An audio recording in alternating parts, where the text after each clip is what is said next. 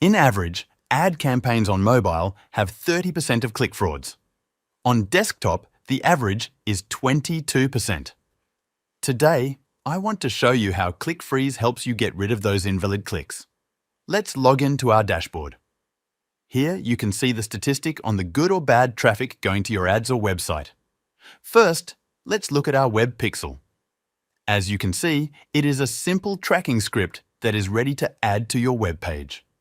After you copy it to the headers of your website, this script reports on the quality of the traffic you are getting. In other words, it gives you a real-time status of the level of bad or fake visitors your website is getting that you will be able to visualize on our dashboard. Now let's look at the Google Ads section. It is the same idea as the web pixel, except instead of adding the script to the website, we set a tracking URL to our Google Ads campaign settings. It is always a good idea to test the pixel after setting it up. In addition to the tracking, we also provide real-time protection.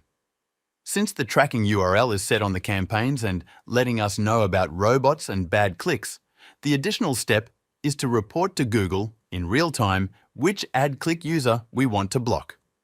Here, we can set to protect all campaigns of just specific ones or even the type of fraud we want to prevent. If you need help with those settings, just let us know. Our support is always happy to help.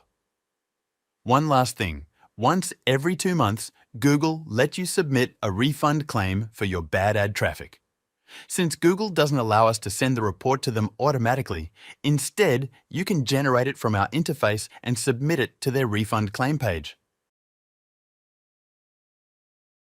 We are constantly adding new features and take suggestions from users seriously. Thank you.